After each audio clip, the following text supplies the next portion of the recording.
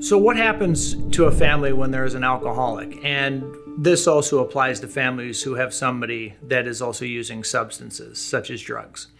So what ends up happening is when there's an alcoholic in the family, that alcoholic basically consumes all of the attention and energy from the family. And this is where the family roles start to form. So as the alcoholic is doing what the alcoholic does, the family starts to become unwell.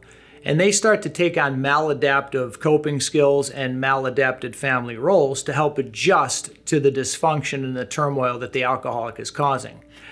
Alcoholics can rip through families' lives like a tornado. What ends up happening is the families start to learn how to cope, so the longer they do that, the harder it is for them to come to the conclusion or make a decision to do something about it. So as the enabler, the martyr, and all of the other family roles start to get almost eerily comfortable with the alcoholic, the fear of change starts to set in, and most families, unfortunately, find it difficult to face the fears and the uncertainties of the unknown. So if you have an alcoholic in your family and they are ripping through your life like a tornado, you can get out of it.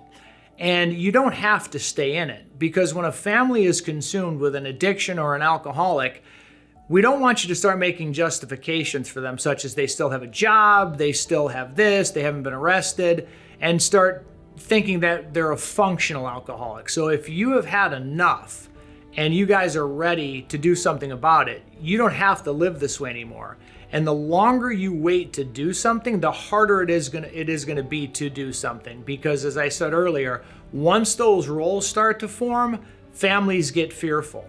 And then what happens is when you call our office, it's not about what can you do for us.